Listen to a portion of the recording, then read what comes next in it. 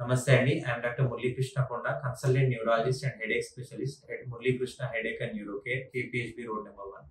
ఈ రోజు మనము మైగ్రేన్ తలనొప్పి యొక్క వేరియంట్స్, ఏవేవి మైగ్రేన్ తలనొప్పి. చాలా మంది ఏమనుకుంటారంటే ఓన్లీ వన్ సైడే రావాలి, రెండో సైడ్ వస్తుంది, తలంతా వస్తుంది, అది మైగ్రేన్ తలనొప్పి కాదు అని.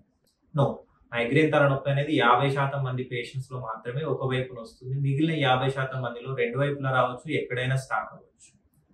అంతేకాకుండా నాజియా, వామిటింగ్ అందరికీ ఉండాల్సిన అవసరం లేదు. కొందరు లోపల వామిటింగ్ ఉంటుంది, కొందరు లోపల వామిటింగ్ ఉండదు. ముఖ్యంగా లైట్స్ చూసినప్పుడు, సౌండ్స్ విన్నప్పుడు, ఈ ఎండలోకి వెళ్ళినప్పుడు ఈ తలనొప్పి తీవ్రత పెరుగుతుంది. అంటే ఫోటోఫోబియా, ఫోనోఫోబియా అనేవి కామనెస్ట్ అసోసియేషన్. అంతేకాకుండా కొందరికి ఎక్స్ట్రీమ్ టెంపరేచర్స్, అంటే బాగా కోల్డ్ ఎక్స్పోజ్ అయినప్పుడు కానీ, లేకపోతే బాగా హాట్ వెదర్లోకి వెళ్ళినప్పుడు, ఎండకు వెళ్ళినప్పుడు కూడా ఈ మైగ్రేన్ తలనొప్పి అనేది ట్రిగ్గర్ అవుతుంది.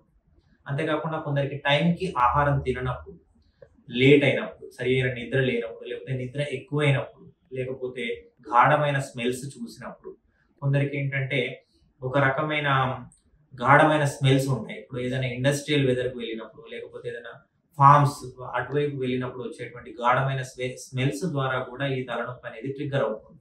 సో ట్రిగ్గర్స్ ఐడెంటిఫై చేయడం, కొందరికి ఏంటంటే చీజ్ లేకపోతే డైరీ ప్రోడక్ట్స్ తిన్నప్పుడు, పాల పదార్థాలు తిన్నప్పుడు, కొందరికి ఏమో poultry products, non veg chicken లాంటివి తిన్నప్పుడు కూడా తలనొప్పి రావచ్చు. కొందరికి ఫాస్ట్ ఫుడ్ తిన్నప్పుడు, ముఖ్యంగా ఫాస్ట్ ఫుడ్స్ లో కలిపేటువంటి అజినోమోటో కానీ, సోడియం మోనోగ్లూటమేట్, వీటి ద్వారా కూడా ఈ మైగ్రేన్ తలనొప్పి అనేది ట్రిగ్గర్ అవుతుంది. కాబట్టి ఈ ట్రిగ్గర్స్ ని ఐడెంటిఫై చేసుకుని ట్రిగ్గర్స్ ని అవాయిడ్ చేసినట్లయితే మైగ్రేన్ మనం అవాయిడ్ చేయవచ్చు.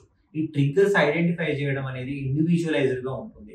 ఎప్పుడు ట్రిగ్గర్స్ ని ఐడెంటిఫై చేస్తాము, వాటిని అవాయిడ్ చేయడం బెటర్. అంతేకాకుండా మందులు మింగడం కంటే ఈ అవాయిడ్ చేయడం ద్వారా ఈజీగా అవాయిడ్ చేయొచ్చు. కాబట్టి థ్యాంక్ యూ.